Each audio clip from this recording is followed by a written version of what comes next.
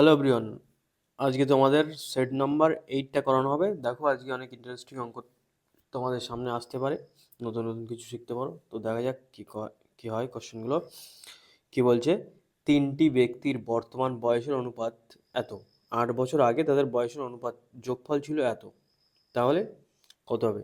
এটা normal suppose কীভাবে করা যায়, যে আমি ধরলাম অনুপাতের হার সমান এক্স, তাহলে কি 4x - 8 7x - 8 প্লাস 9x - 8 সমান 56 টাইপের, ঠিক আছে? এটা হয় 8 বিয়োগ করে। কিন্তু আমি একটা জিনিস করছি, দেখো যে বলেছে 56 হচ্ছে কি, 56 হচ্ছে 8 বছর আগে, কিন্তু এদের বয়স 56, তাহলে 8 বছর পরে, তার মানে কি বর্তমানে এদের বয়স কত হবে? 56 সাথে কত যোগ করতে হবে? 56 সাথে 8 বছর করে, তিনজন আছে যেহেতু তিনজনের যোগ করতে হবে 8 বছর করে, তার মানে কত হবে? 56 যোগ 3 × 24, তার মানে কত হচ্ছে? 80, ঠিক আছে? তাহলে বর্তমান এদের বয়সের সমষ্টি কত? 80। তাহলে এদের অনুপাত কত ছিল? 4:7:9। তার মানে এটা কত যোগ করলে হয়? 7 আর 4 11 আর 9 20, তার মানে 20 ইউনিট। 20 ইউনিটের ভ্যালু হচ্ছে 80। তাহলে 1 ইউনিটের ভ্যালু কত? 1 ইউনিটের ভ্যালু কত? এখানে কত গুণ হচ্ছে? 4, তার মানে 1 ইউনিটের ভ্যালু কত? 4, ঠিক আছে?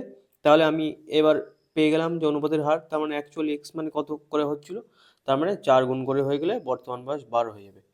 তাহলে এই যে রেশিও আছে এটার সাথে 4 করে গুণ হয়ে যাবে, কত হবে? 4 × 4 = 16, 4 × 7 = 28, 4 × 9 = 36। তাহলে অপশান সি হলো আমাদের কারেক্ট অ্যান্সার, ঠিক আছে? চলো নেক্সটে যাওয়া যাক। কি বলছে, একটি শঙ্কু আয়তনের অনুপাত, মানে শঙ্কুর আয়তনের অনুপাত 1:4, তাদের ভূমির ব্যাসার্ধের অনুপাত এত হলে তাদের উচ্চতার অনুপাত কত? আচ্ছা, শঙ্কুর আয়তনের যে ফর্মুলা সেটা একটু ভুলে গেলে দেখে নাও। শঙ্কুর আয়তন হচ্ছে কি 1/3 পাই আর স্কোয়ার এইচ, ঠিক আছে? এটা হচ্ছে শঙ্কু। আর যে চোঙ থাকে, চোঙ, সেটার এই 1/3টা হয় না, সেটা ডাইরেক্ট পাই আর স্কোয়ার এইচ হয়, পাই আর স্কোয়ার এইচ হয়। কারণ এটার থেকে শঙ্কু মানে এই যে মিডলে এটা, মানে এই যে 3 ভাগ হয়ে গেল, 1 ভাগ 2 ভাগ 3 ভাগ হয়ে গেল, ওই জন্য শঙ্কুর এটা 1/3 হয়ে যায়, ঠিক আছে? এবার কি, আর একটা কি, এদের সমগ্রতলের ক্ষেত্রে এই পার্শ্বতলের ক্ষেত্রফল পাই আর এল হয়, ঠিক আছে? এটা মনে রাখবে, এল মানে তির্যক, যেটা এই যে শঙ্কুর ছবি এরকম হয়, এই যে এটা হলো এল, এটা হলো এল, ঠিক আছে? আমি এমনি বলে দিলাম জাস্ট র্যান্ডম, তোমাদের যদি ইন্টারেস্ট থাকে দেখে নিও ব্যাপারটা। তাহলে কি বলছে, শঙ্কুর আয়তন 1/3 পাই আর স্কোয়ার এইচ হয়, ঠিক আছে? এবার তার মানে কি, এদের ব্যাসার্ধের অনুপাত কত? 4:5 আছে আবার, ঠিক আছে? তার মানে শঙ্কুর আয়তনের ফর্মুলা আমি এখানে লিখছি, কত হচ্ছে? একটা 1/3 ইন্টু পাই, একটা r1² h1, আর একটা কি নিচে লিখবো 1/3 পাই একটা r2² h2 সমান এই যে অনুপাতটা, এটা কত দেওয়া আছে? 1/4, ঠিক আছে? এবার কি আছে, এই যে 1/3 কেটে যাচ্ছে, এই যে পাই পাই কেটে যাচ্ছে, ঠিক আছে? তাহলে এবার r1 এর মান কত? 4, তার মানে 4² কত? 16 বাই r2 মানে কত? 5, 5 এর স্কোয়ার 25, তাহলে সমান কত? এই আর এখানে কি গুণ আছে? h1/h2, অ্যাকচুয়ালি অনুপাত মানে বাই, ঠিক আছে? সেই জন্য এরকমভাবে লিখলাম। তাহলে কি 1/4, তাহলে h1/h2, তার মানে কত হবে? 25টা দিকে গুণ হয়ে যাবে, উপরে 25 আর নিচে কত হবে? 4 × 16 = 64, তার মানে h1 25, h2 64, তার মানে এদের অনুপাত কত হবে? 25:64, ঠিক আছে? তাহলে এটাই হলো আমাদের কারেক্ট অ্যান্সার, ঠিক আছে? তাহলে নেক্সট যাওয়া যাক। কি বলছে, 110 মিটার দৈর্ঘ্য এবং 65 মিটার প্রস্থের একটি আয়তাকার বাগানের চারপাশে এত মিটার রাস্তা চওড়া করা হলো। আচ্ছা, কি বলতে চাইছে, এরকম একটা আয়তাকার বাগান আছে, তার ভিতরের চারি সাইডে এটা বাড়ানো হচ্ছে, এটা কত করে? 2.5 করে, ঠিক আছে? 2.5, হ্যাঁ 2.5 মিটার। আর এটা বলে দিয়েছে কত? 110, আর প্রস্থ কত? 65। তাহলে এই যে বলেছে ভিতরের যে রাস্তা, এই যে টোটাল রাস্তা, এই রাস্তার কি বলেছে মানে কত খরচ হবে, তার মানে ক্ষেত্রফল বার করলে ক্ষেত্রফলের সঙ্গে এই 80 পয়সা গুণ করে দিলে সেটাই আমাদের বার হয়ে যাবে কত। এবার এই রাস্তার ক্ষেত্রফলটা কিভাবে বার করবো আমরা, এটা আমি আগে অনেক সেটাই বারবার করে একদম বেসিক থেকেই বুঝিয়েছি, এটাতেও বোঝাচ্ছি, এই অঙ্ক বারবার পড়ছে ব্যাপারটা। তো এখানে কি হচ্ছে, এটা বাইরের যে ক্ষেত্রফল, এই যে 110 আর 65, এই যে বাইরের ক্ষেত্রফল থেকে ভিতরের ক্ষেত্রফল বাদ দেবে। এবার যে ভিতরের এই যে দৈর্ঘ্য, লেজার কোথায়, ভিতরের যে দৈর্ঘ্য, এটা দৈর্ঘ্যটা কি হচ্ছে, এখান থেকে আড়াই বাদ যাচ্ছে, এখান থেকে আড়াই বাদ যাচ্ছে, তার মানে আলটিমেটলি কত বাদ যাচ্ছে, আড়াই প্লাস আড়াই মানে 5। প্রস্থতেও তাই সেম কেস, উপরে আড়াই নিচে আড়াই, 5 5 বাদ হয়ে যাবে। তার মানে এই যে ভিতরে যে প্রস্থটা হবে সেটা কত হবে, প্রস্থ হবে 65 বিয়োগ 5, তার মানে কত, 60 হবে। আর দৈর্ঘ্য কত হবে, 105 হবে, ঠিক আছে। তাহলে বাইরের ক্ষেত্রফল কত আমরা কি জানি, দৈর্ঘ্য ইন্টু প্রস্থ, তার মানে বাইরের ক্ষেত্রফল 110 গুণ 65 বিয়োগ ভিতরের ক্ষেত্রফল করলে রাস্তার ক্ষেত্রফল বার হয়ে যাবে। ভিতরের ক্ষেত্রফল কত, 60 গুণ 105, ঠিক আছে, বোঝা গেছে। তাহলে এটাই হলো আমাদের কি, রাস্তার ক্ষেত্রফল। তাহলে এটার সঙ্গে আমি যদি 80 পয়সা গুণ করে দিই তাহলে মোট খরচ বার হয়ে যাবে, ঠিক আছে। এবার 80টা কি, 80টা তো পয়সা, কিন্তু আমাদের কিসে বার করতে হবে, টাকাতে, তার মানে কি 100 দিয়ে ভাগ করে দিতে হবে, ঠিক আছে। তাহলে এবার গুণ করে বিয়োগ করতে হবে, কিন্তু এখানে কি ডাইরেক্ট গুণ করা যাবে না, কি করব, আমি এখান থেকে শূন্য আছে, দেখো কীভাবে কমন নিতে হয়, শূন্য আছে একটা, এটাতেও একটা শূন্য আছে, আর দুটো 5 দিয়ে ভাগ যাচ্ছে, তাহলে কি 5 আর একটা শূন্য মানে 10 আমি কমন নেব, তার মানে কি 50 কমন নেব, ঠিক আছে। তাহলে এখান থেকে কি কমন যাবে, প্রথমটার থেকে একটা কমন যাবে 10, আর সেকেন্ডটার থেকে আমি কি কমন নেব 5, তাহলে 5 তেরো 65 বিয়োগ, এটার থেকে 10 কমন নিয়েছি 6, এটার থেকে 5 কমন নিয়েছি মানে 21। তাহলে নিচে এটা বাইরেরটা কত থাকবে, 4/5 থাকবে, কাটাকুটি করার পর 4/5, ঠিক আছে।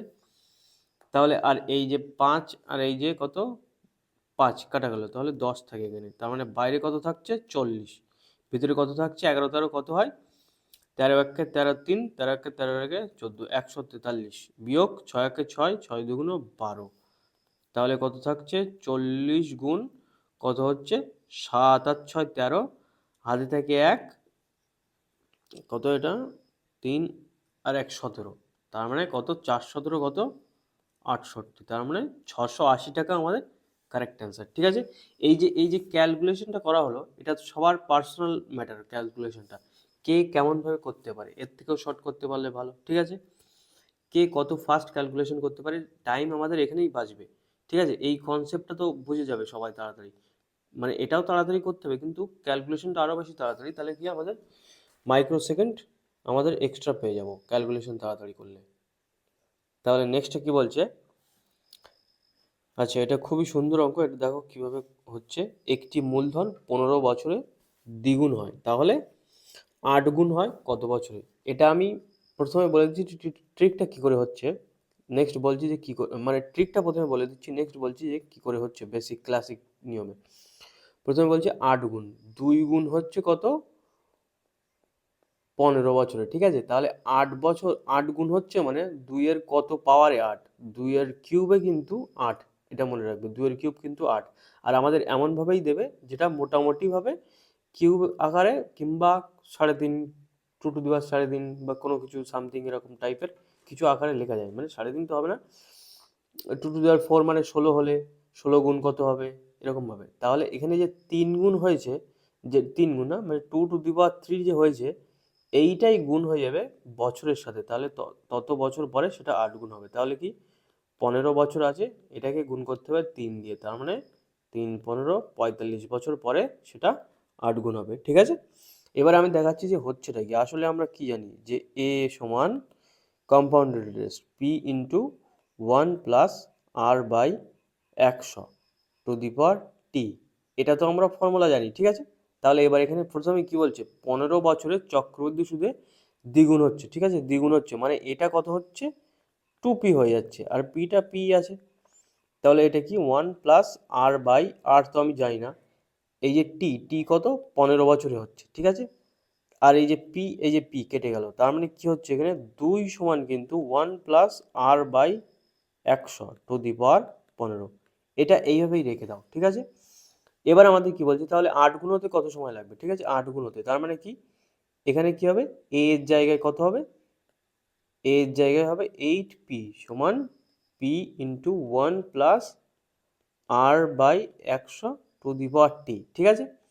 এবার এই যে পি পি কেটে গেল, এবার আটটা মানে কি, এই যে আট এখানে দেখো, আটটা কি বলেছি, 2^3, তার মানে আর আটের জায়গায় আমি 2^3 লিখতে পারি, আর এদিকে যেমন আছে তেমনই থাক, ঠিক আছে। তাহলে এই 2 এর মান কত, 2 এর মান এই যে এটা, তাহলে 2 এর মান কত হচ্ছে 1 প্লাস আর বাই 100^15 সমান 1 প্লাস আর বাই 100^t।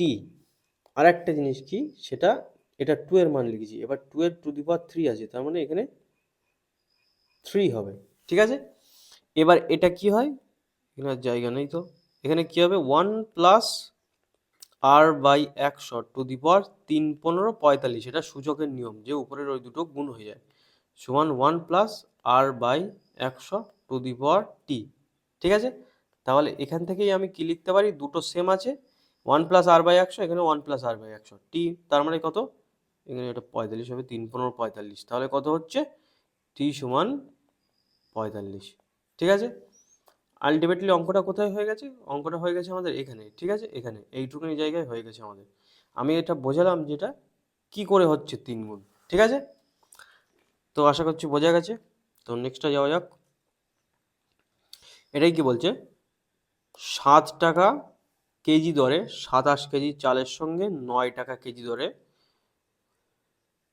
কত কেজি চাল মিশিয়ে এত টাকা কেজি দরে বিক্রয় করলে 10% লাভ হবে। আচ্ছা, লাস্টে বিক্রি করেছে কত, 9.24 টাকায়, এটা কি হয়েছে, এটা 10% লাভে বিক্রি হয়েছে, 10% লাভে, ঠিক আছে। তার মানে এটা 10% লাভে বিক্রি হয়ে এত হয়েছে, তাহলে এর কস্ট প্রাইস আমার বার করতে হবে। তাহলে কি আমি অ্যালিগেশন করতে পারবো, তাহলে কস্ট প্রাইসটা কী ব্যবহার করব, এটা মানে কত, 110 মানে 9.24, তাহলে 100 সমান আমাদের বার করতে হবে, 100 মানে কি কস্ট প্রাইস, তাহলে এদের যে মিশিয়েছিলাম সেটারই কস্ট প্রাইস আমরা বার করতে পারবো, ঠিক আছে। তাহলে কত হবে 9.24 বাই 110 ইন্টু 100, এই যে পয়েন্ট বার হয়ে গেল, এখানে দুটো শূন্য, তাহলে দুটো শূন্য দুটো শূন্য কেটে গেল 100, এখানে কত 11 দিয়ে ভাগ দিলে 11×10 110, এখানে 11 দিয়ে ভাগ দিলে 8 আর 4, তার মানে এটা কত হচ্ছে 8.4। তার মানে প্রথমে একটা কি ছিল 7 টাকা ছিল, আর একটা কত 9 টাকা কেজি, আর এই যে মিক্সড করে টাকাটা হলো সেটা কত 8.4 টাকা। এবার আমি অ্যালিগেশন করতে পারবো সেটা কত হচ্ছে, এখান থেকে 1.4, ঠিক আছে, এখান থেকে কত হচ্ছে 0.6, তার মানে কত হচ্ছে এটা 6 আর 14, তার মানে 3 and 7, তার মানে 3:7 অনুপাতে এরা আছে। তাহলে এবার কি, যে 7 টাকা কেজি ধরে হয়েছিল সেটা কত ছিল, সেটা 27 ছিল, 27 কত হয়েছে এখানে, এখান থেকে এখানে যাবে উপরে, 27টা কত হয়েছে এখানে, 27টা 9 গুণ হয়েছে, তাহলে এখানে 7 আছে, 7টা কত হবে, এখান থেকে 9 গুণ হবে, তাহলে কত হবে এখানে 63 হবে 9 গুণ হয়ে, তার মানে 63 আমাদের কারেক্ট অ্যান্সার, ঠিক আছে। নেক্সটটা যাওয়া যাক তাহলে। নেক্সটে কি বলছে, একটি নৌকার স্থির জলে গতি 15 কিলোমিটার/ঘন্টা, স্রোতের অনুকূলে 40 কিলোমিটার গেলে ফিরে আসতে 6 ঘন্টা সময় লাগে, স্রোতের গতি কত। তাহলে অনুকূল মানে কি, স্রোতের দিকে যাচ্ছে কিন্তু গিয়ে আবার ফিরে আসে, সেই একই ব্যাপার হয়ে যাচ্ছে, ঠিক আছে। তাহলে কি মানে কেসটা কি, এরকম যাত্রা আছে, এটা 40 কিলোমিটার, ঠিক আছে, এটা টোটাল 40 কিলোমিটার, এখানে একবার যাচ্ছে তারপরে আবার ফিরে আসছে, টোটাল জার্নিটাই হচ্ছে 6 ঘন্টা সময় লাগছে, ঠিক আছে। আর বলে দিয়েছে কি স্থির জলে নৌকার অনুপাত 6, তাহলে আমি দেখি কত যাচ্ছে ডিস্টেন্স 40, তাহলে প্রথমে কিসে যাচ্ছে অনুকূলে, তার মানে স্পিড কত হবে 15, যদি স্রোতের বেগ যদি আমি এক্স ধরি, তার মানে 15 প্লাস এক্স, তাহলে কি স্রোতের অনুকূলে যাচ্ছে। একদিন সেটা ট্রেনের অঙ্কে বলেছিলাম যে একই দিকে গেলে কি, ও এটা ট্রেনের অঙ্ক হবে না, সরি, এটা নৌকার অঙ্ক।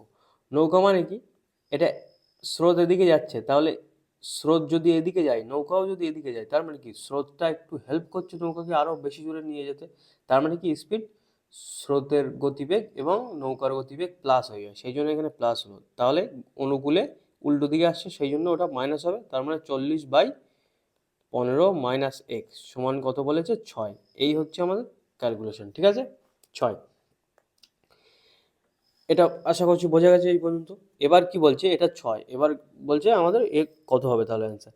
এবার এখানে দেখো আমাদের এখানে ক্যালকুলেশন করে বসানোর সময় নেই, মানে পুরো নর্মাল পদ্ধতিতে বার করার এটা সময় নেই। এখানে আমাদের দেখতে পাচ্ছি যে 6 কিন্তু পূর্ণ সংখ্যায় উত্তর, তার মানে কি এটা পূর্ণ সংখ্যায় আসবে, তার মানে উত্তরে এমন একটা মান বসবে যেটাতে 40 উপর নিচে কাটা যাবে। সেটা দেখো 1 বসালে কিন্তু হচ্ছে না, 2 বসালেও হচ্ছে না, 3 বসালেও হচ্ছে না, শুধুমাত্র আমরা প্রথমে দেখেই বুঝতে পারছিলাম 5 বসালেই হচ্ছে, ঠিক আছে? তাহলে 5টাই হলো অ্যান্সার। কি করে হচ্ছে? 40/15 প্লাস 5 20 প্লাস 40/15 বিয়োগ 5 10। তার মানে এটা কত হবে? 2। আর এটা কত হবে? 4। তার মানে হলো কত? 6। তাহলে এই যে 6 এই যে 6 ইকুয়াল হয়ে গেল। তার মানে কি আমাদের 5 কিলোমিটার পার ঘন্টা স্রোতের গতিবেগ হবে, ঠিক আছে? তাহলে নেক্সট যাওয়া যাক। এখানে কি বলছে? 1800-তে কোন ক্ষুদ্রতম সংখ্যা যোগ করলে তা একটি পূর্ণবর্গ সংখ্যা হবে। আচ্ছা, 1800-র কাছাকাছি কোন বর্গ সংখ্যা আছে সেটা আমাদের আগে দেখতে হবে, ঠিক আছে? তো আগে আমরা দেখি 1800 কার রুটের কাছে আছে। 1800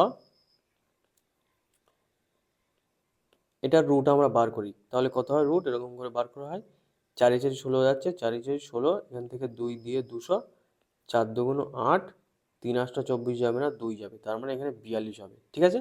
তার মানে এটা কিন্তু 42 স্কোয়ারের কম, ঠিক আছে? তাহলে নিশ্চয়ই এর পরেরটাই আমাদের হবে 1800-এর কাছাকাছি। তাহলে তার মানে কি বলতে চাইছে? 43 যে স্কোয়ার সেটাই আমাদের কাছাকাছি হয়ে যাবে, ঠিক আছে? এবার যেহেতু 1800 আছে, তার মানে 43 স্কোয়ারটা পাশাপাশি হবে, তার মানে কি লাস্টে কত আছে? 3, মানে 3 তিরিকে 9, তার মানে লাস্টের সংখ্যা 9 হতে হবে। এখানে অপশনে এই দুটো কিন্তু হচ্ছে না, তার মানে হয় এটা নইলে এটা। যদি একটা 9 থাকতো তাহলে এটা বার করে আমাদের কাজে লেগে যেত, সেটা হলো যে কোনো একটা অ্যান্সার আমাদের বার হয়ে যেত যদি একটা 9 এর অ্যান্সার না থাকতো এদের দুটোর মধ্যে, ঠিক আছে? তাহলে আমাদের কি আলটিমেটলি 43-এর স্কোয়ার বার করতে হবে। তাহলে আমরা নিয়ম কি জানি? 43 50 থেকে কত কম? 7 কম। তাহলে 7-এর স্কোয়ার কত?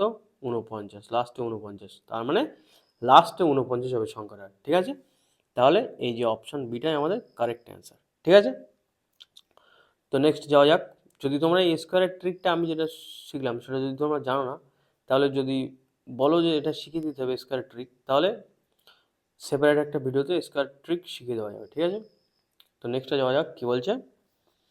0.2 প্লাস সামথিং সামথিং, এটা দেখেই বোঝা যাচ্ছে যে এটা কোনো অ্যালজেব্রিক ইকুয়েশন হবে, আনলে এটা নর্মালি গুনটুন করে বসানোর আমাদের সময় নেই, ঠিক আছে? তাহলে 0.2টা যদি আমি কি ধরি? এক্স ধরি, তাহলে 0.2 এখানে কত হবে? 0.2 এটার স্কোয়ার এখানে, আর একটা কি 0.02 এটার স্কোয়ার, ঠিক আছে? মাইনাস এটা কত হচ্ছে এখান থেকে? আমি যদি 0.4 আছে এখানে দেখো 0.4 আছে, এটা মানে আমি লিখতে পারি এটা 2 গুণ 0.2, ঠিক আছে? অবশ্যই লিখতে পারি। তাহলে কি হবে? 2 গুণ 0.2, এটা শুধু 0.4টাই লিখেছি, তাহলে এবার কি বাকি আছে কি 0.02, এটা লেখা হয়ে গেল। তাহলে নিচে কি থাকবে? 0.36। তাহলে এবার দেখো ব্যাপারটা খেয়াল করো যে এটা কি এ স্কোয়ার, এটা কি বি স্কোয়ার, আর এটা কি 2 ইন্টু এ ইন্টু বি, তাহলে কি এটা এ মাইনাস বি এর হোল স্কোয়ার, তার মানে 0.2 মাইনাস 0.02 এটার হোল স্কোয়ার বাই 0.36 আছে। তার মানে উপরে কত হচ্ছে? 0.2 থেকে 0.02 কমন নিলে, এই কমন বলছি সরি, বিয়োগ করলে 0.18 বাই এটার স্কোয়ার হবে বাই 0.36, তার মানে কি 0.18 গুণ 0.18 বাই 0.36। তাহলে এখান থেকে একটা পয়েন্ট উড়ে গেল, কিন্তু একটা পয়েন্টের জন্য একটা 100 নিচে হবে। এবার কত? 18 দুগুণ 36, তাই তো? আর এই যে 2 দিয়ে কাটলে 9 দুগুণ 18, তার মানে আলটিমেটলি কত হচ্ছে? 9/100। তার মানে দুটো পয়েন্টের পরে হবে 0 পয়েন্টের পরে দুটো সংখ্যা হবে 0 9, ঠিক আছে? তাহলে এটা হলো আমাদের কারেক্ট অ্যান্সার। কোথায়? বি। বি হলো আমাদের কারেক্ট অ্যান্সার, ঠিক আছে? চলো নেক্সটে কি বলছে? একজন ব্যাটসম্যান 10টি ইনিংস খেলার পর 11তম ইনিংসে রান হয় কত? 108। ফলে তার গড় রান প্রতি ইনিংসে 60 রান বেড়ে যায়। 11 ইনিংসে তার গড় রান কত? ঠিক আছে, কি বলছে? একটি ব্যাটসম্যান 10টি ইনিংসে খেলার পর 11তম ইনিংসে 108 রান করে।